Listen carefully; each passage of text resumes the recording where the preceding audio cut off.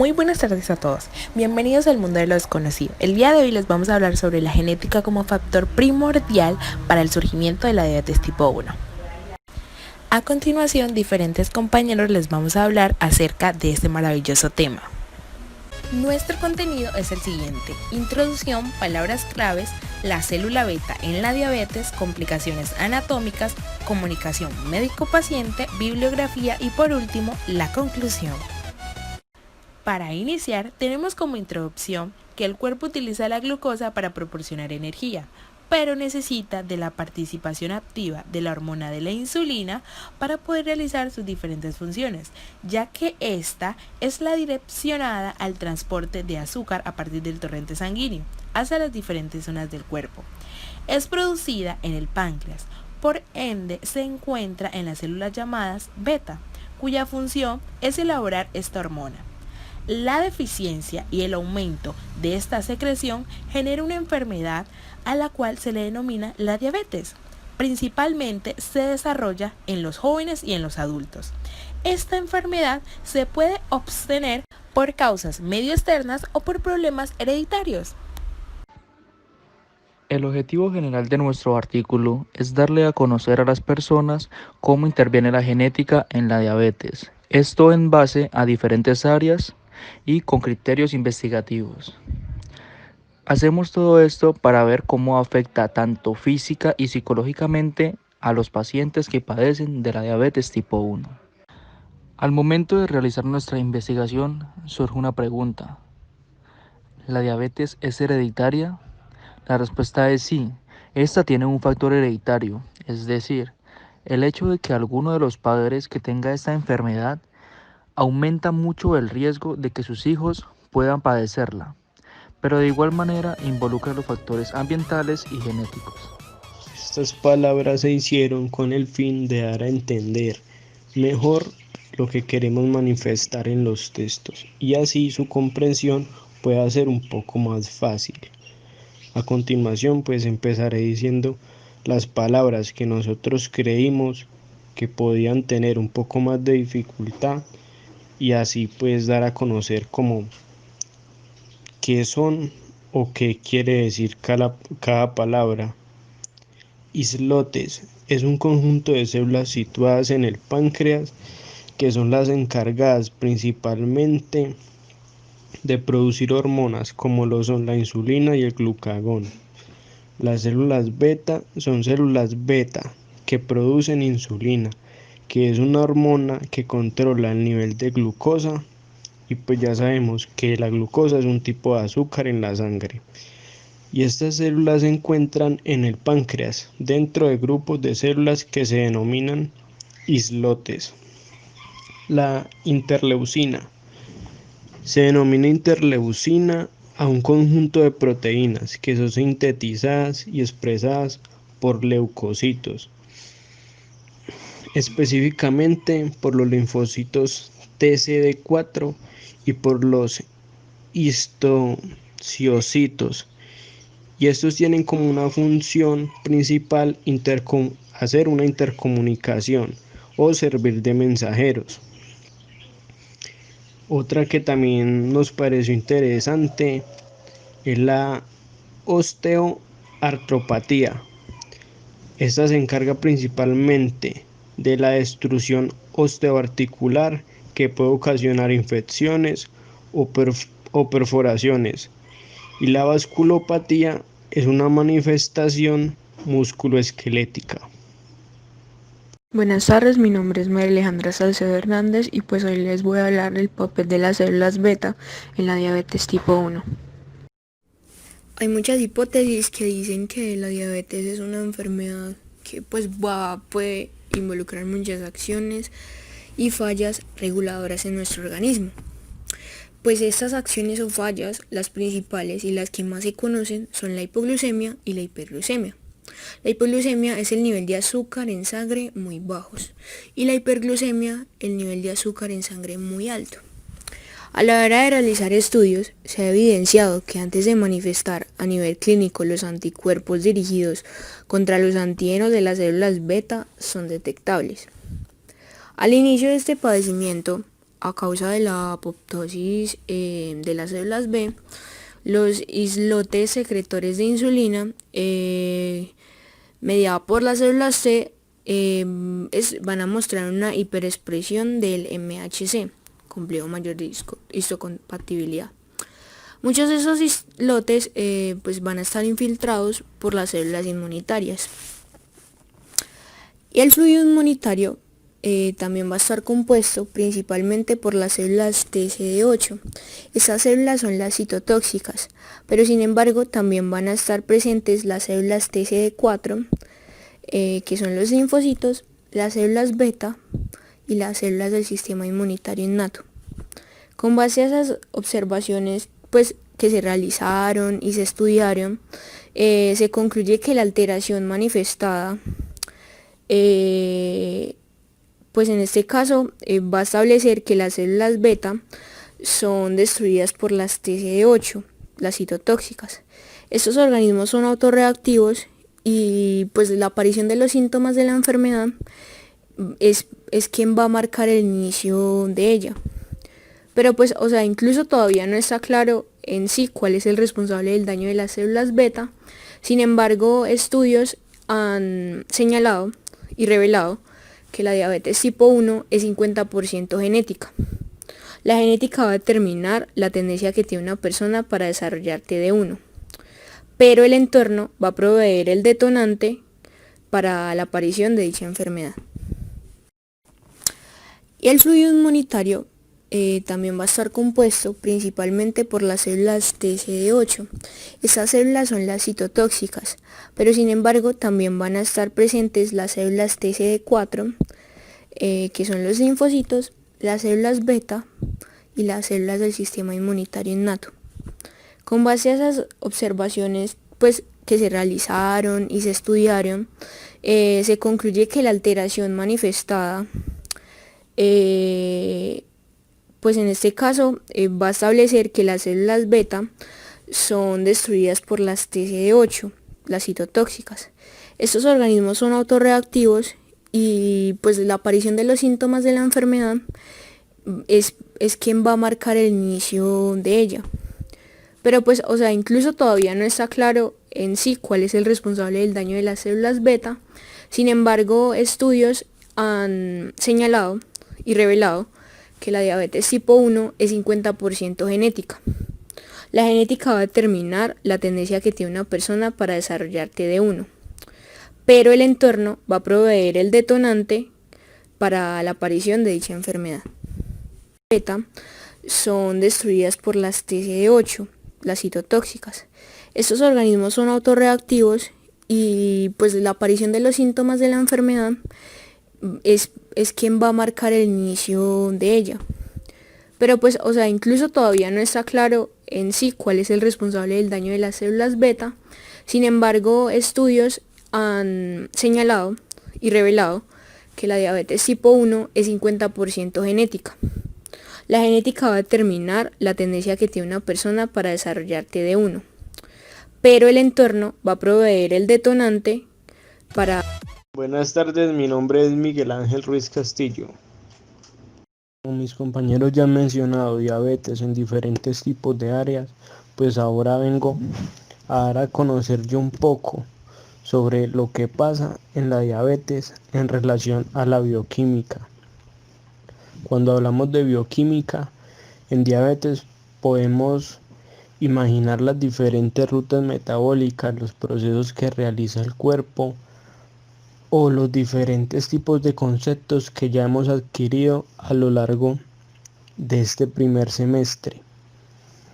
Teniendo en cuenta esto, pues vengo a dar como una leve introducción, donde primero decimos qué es la diabetes, los pacientes cómo perciben esto, y ya como conclusión hablo un poco del proceso de la bioquímica como tal en la diabetes.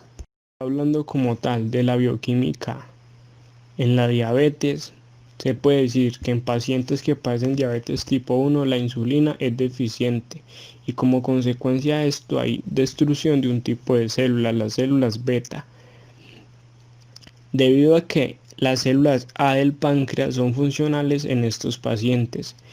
Estos pacientes cuentan con la capacidad de producir el glucagón y por lo tanto realizar la glicogenólisis. Los pacientes no presentan problemas para hacer una síntesis de glucosa por medio de la glicogenogénesis, pero la baja producción de insulina trae como consecuencia una disminución del número de transportadores de glucosa, GLUT4, en el músculo esquelético y las células adiposas. El resultado de esto, pues podemos decir que es una hiperglicemia persistente después de la ingesta de alimentos ricos en carbohidratos. El organismo de un paciente diabético responde a bajos niveles de glucosa en las células dependientes de insulina, como si la persona estuviera en un estado de ayuno prolongado, generando pues una activación de lípidos y proteínas para hacer glucosa, lo cual agrava la hiperglicemia, o sea, la termina afectando.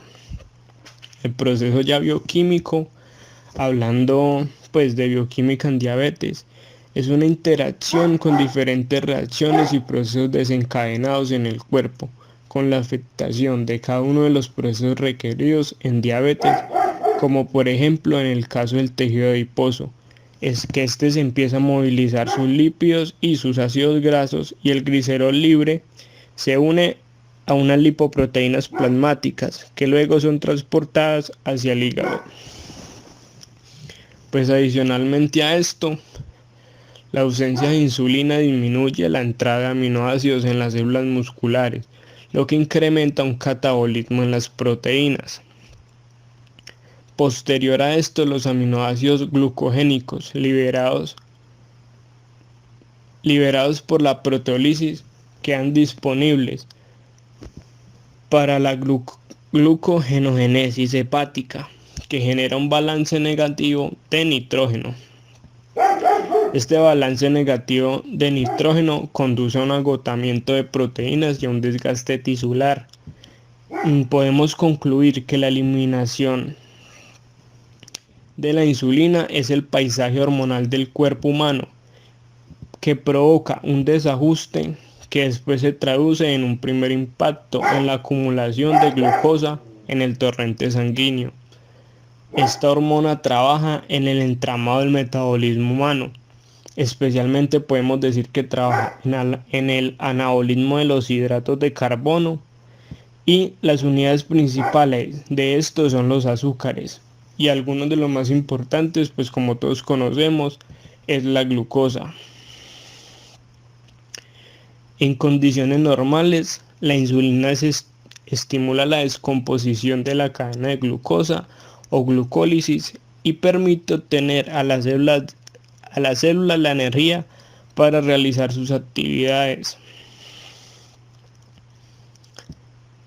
En cambio, en ausencia de insulina, estos requerimientos energéticos son obtenidos por otras vías alternativas, es decir, a través de la degradación de lípidos y proteínas. Así pues, por un lado existe un exceso de glucosa, hiperglicemia, en la sangre incapaz de ser utilizada. Este fenómeno provoca que tenga que ser evacuada mediante la orina. Por otro lado, la necesidad de obtener la energía produce una pérdida de peso debido al consumo de grasas y proteínas. Estas últimas concentradas principalmente en la masa muscular del individuo. Posterior a esto, los aminoácidos glucogénicos liberados por la proteólisis quedan disponibles para la glucogenogénesis hepática, que genera un balance negativo de nitrógeno. Este balance negativo de nitrógeno conduce a un agotamiento de proteínas y a un desgaste tisular. Podemos concluir que la eliminación de la insulina es el paisaje hormonal del cuerpo humano, que provoca un desajuste que después se traduce en un primer impacto en la acumulación de glucosa en el torrente sanguíneo. Esta hormona trabaja en el entramado del metabolismo humano. Especialmente podemos decir que trabaja en el anabolismo de los hidratos de carbono, y las unidades principales de estos son los azúcares, y algunos de los más importantes, pues como todos conocemos, es la glucosa. En condiciones normales, la insulina estimula la descomposición de la cadena de glucosa o glucólisis y permite obtener a las células la energía para realizar sus actividades.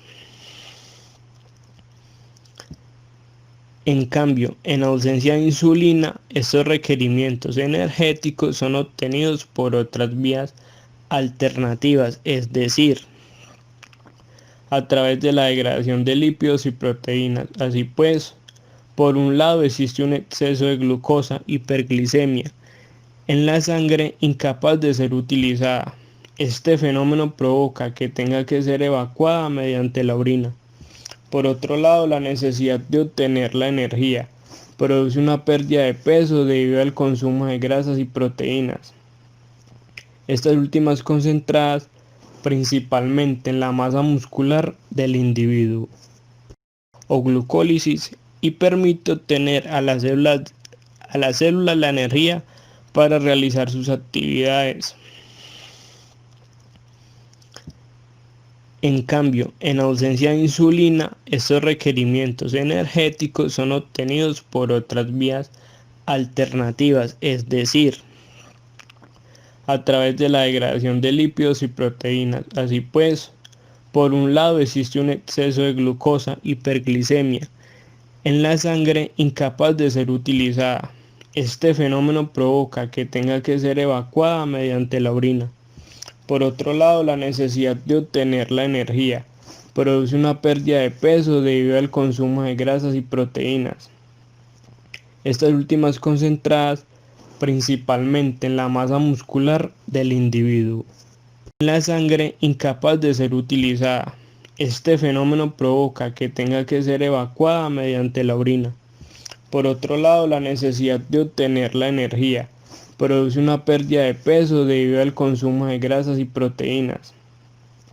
Estas últimas concentradas principalmente en la masa muscular del individuo, debido al consumo de grasas y proteínas.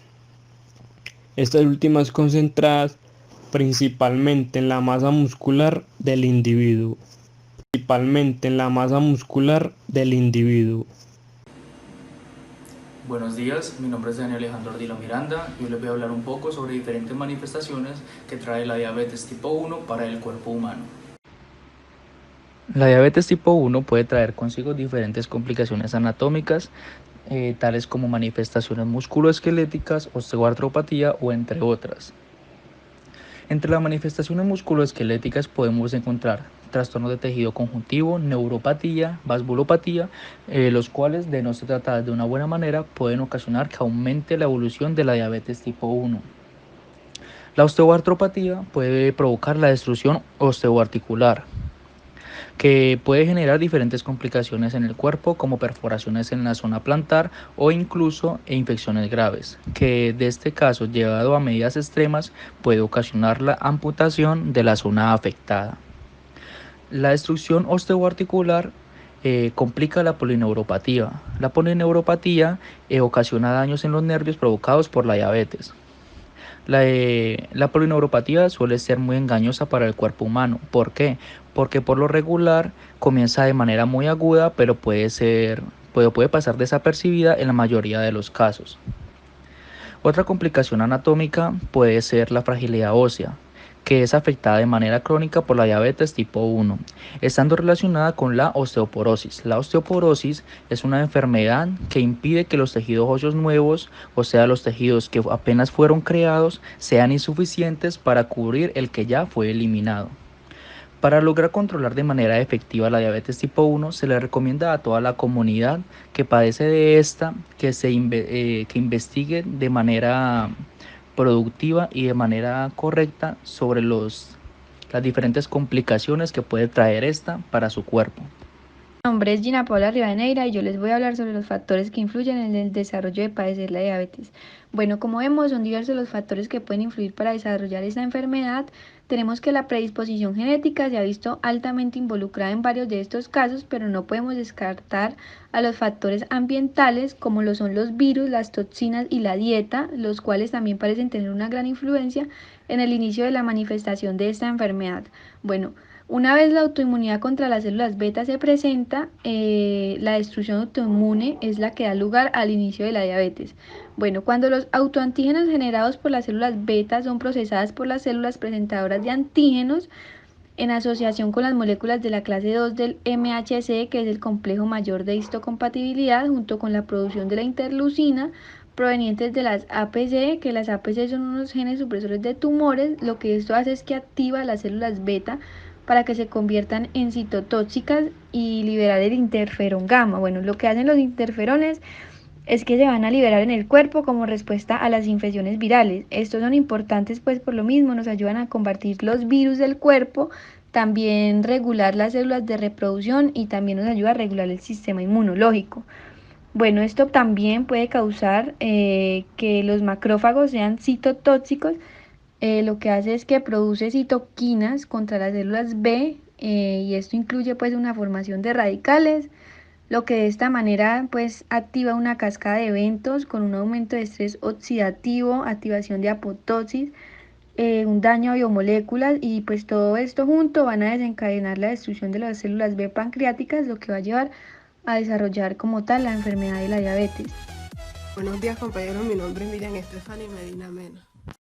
Ahora le vamos a hablar un poco sobre la histología del páncreas. Entonces, el páncreas es un órgano glandular mixto que está compuesto por el intestino delgado, la cabeza del páncreas, el cuerpo, la cola, el duodeno, el conducto biliar común y el conducto pancreático. En su mayoría cumple una función exocrina. ¿Qué quiere decir esto? Que produce sustancias que son evacuadas al intestino, las cuales nos ayudan a la buena digestión. Entonces, las células secretoras exocrinas se organizan en acinos.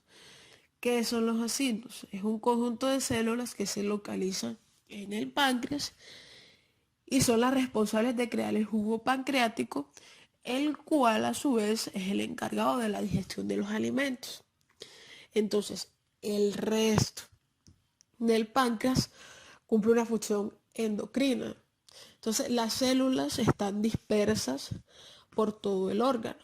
Entonces, hay un grupo que se denomina histones de Langer y son 4 grupos de células, las cuales producen insulina, glucagón y hormonas que intervienen en la regulación del metabolismo, como las células alfa, que producen el glucagón, que se descompone y se almacena en nuestro hígado, y así logramos tener como una buena concentración de glucosa en la sangre. Las células B, que estas son las que producen la proinsulina, que es como una forma inactiva de la insulina, que luego de varios procedimientos y de varios procesos se convierte en insulina. Y a su vez, esa insulina se transporta por el torrente sanguíneo. Las otras serían las células D, que producen las somatostinas, que estas son como hormonas proteicas que intervienen en la producción y la regulación de la insulina y el glucagón. Y estas están como reguladas por la glucosa. Y la otra sería las células F, que producen polipéptidos pancreáticos. Entonces su función es la inhibición o inhibir los zimógenos, que son como proenzimas. Muy buenas tardes, compañeros, mi nombre es Alía Lina Hurtado Murillo y una compañera y yo le vamos a hablar acerca de cómo es la comunicación médico-paciente, pero teniendo en cuenta, y es de vital importancia resaltar esto, de que la diabetes tipo 1 se puede causar por factores ambientales o por factores genéticos, pero bueno, esto puede generar cambios biológicos, cambios ambientales y cambios psicológicos que en pocas palabras afectan la salud del paciente. Pero más adelante les vamos a hablar un poco más acerca de estos temas. Bueno, teniendo en cuenta que la diabetes es una enfermedad autoinmune en el cual las células T atacan las células beta del páncreas, en el caso de la diabetes tipo 1 se entiende que intervienen diferentes factores para padecer de esta, pero algo que nos pareció aún más interesante son esos factores, en los cuales están los factores genéticos, inmunológicos y ambientales. La prevalencia de dicha patología es más evidente con el aumento de los casos de la obesidad, lo cual genera que el diagnóstico sea menos favorable. En esta enfermedad es de suma importancia el papel que se genera en el personal de la salud, ya que el elaborar o plantear comportamientos de hábito de vida saludable, que por supuesto se puede imaginar como el ingesta de alimentos, de proteínas, el realizar ejercicios y dependiendo del tipo de diabetes, asimismo, consumir o tomar medicamentos que te ayuden a controlar la enfermedad como tal. Por ejemplo, la diabetes tipo 1 podría ser la prednisolona o, dependiendo también la complejidad de la enfermedad, intervienen de forma positiva en el cuidado propio de esta enfermedad vitalicia, en la cual, si se trata de forma adecuada, permite una mejor calidad de vida para el paciente. Un dato que me pareció muy curioso fue que de igual forma en las últimas décadas la ciencia efectuó diversos estudios gracias a las investigaciones. Una de ellas fue que se logró identificar una mutación en el gen SIR1 en una familia con diabetes tipo 1 y esto podría ser una nueva vía para el tratamiento de la diabetes, pero también para otras enfermedades autoinmunes. Pero bueno, teniendo en cuenta obviamente que el genoma es muy grande, quizás no haya una mutación en un solo gen, sino en varias. Pero bueno, todo esto está en estudio. También gracias a la terapia génica, por el cual se ha llevado incluso a contemplar que podría existir una cura para esta enfermedad, la cual también permite un tratamiento que podría mejorar el estilo de vida de una persona con diabetes. Actualmente se considera que esta enfermedad no tiene cura, pero sí es tratable. Es importante efectuar un buen control de la diabetes. Esto retrasa la aparición de complicaciones y de enfermedades secundarias.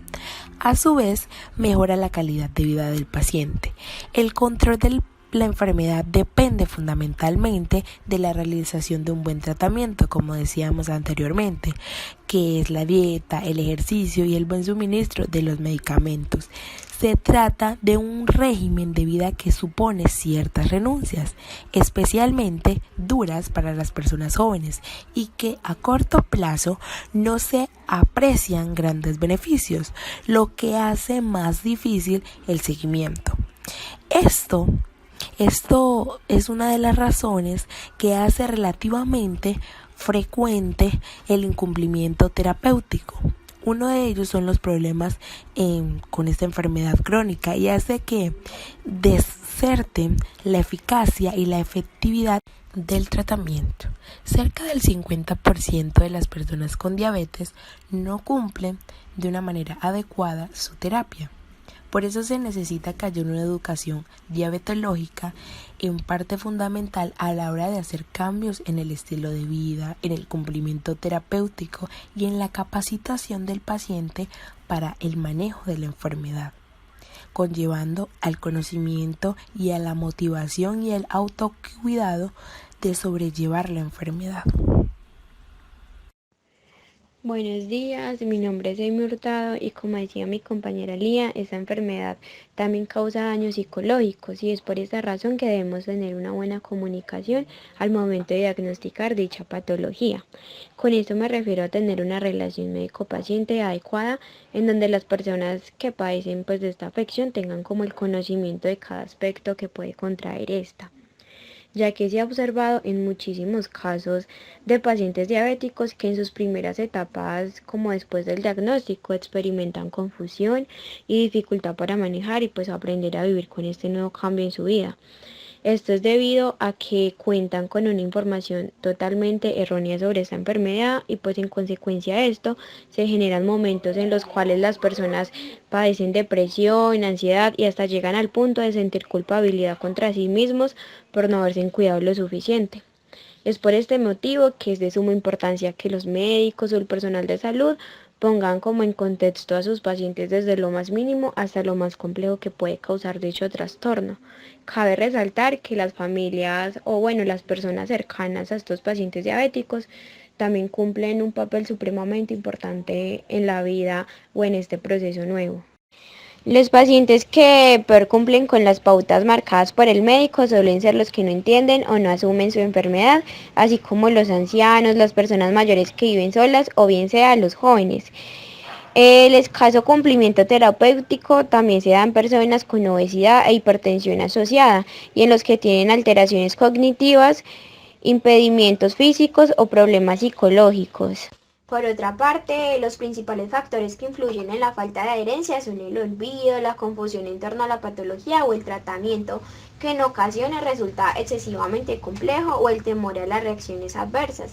También interviene mucho como la ausencia de percepción de mejora, dado que se trata de una enfermedad asintomática, también como la desconfianza en el medicamento prescrito o en la conveniencia de controlar el estilo de vida o como en la creencia de que la medicación es innecesaria o excesiva. También es importante como averiguar la toma de la medicación para la mejora de la adherencia y pues en esta hay que actuar en los distintos frentes. El médico debe tener una actitud vigilante ante el uso de la medicación y estar alerta ante la posibilidad de que el paciente no las utilice pues correctamente. Este debe ser consciente de que la decisión sobre la toma de la medicación responde como un comportamiento complejo en el que intervienen muchísimos factores. Y pues en este sentido las preguntas a realizar son esenciales para conocer si toma correctamente la medicación o no. Nuestra conclusión es la siguiente. Entonces, como pudimos observar en la investigación, en nuestro trabajo escrito y en nuestra exposición, se entiende que la diabetes tipo 1 se puede padecer principalmente por la genética, entonces afectando fisiológicamente a nuestro organismo.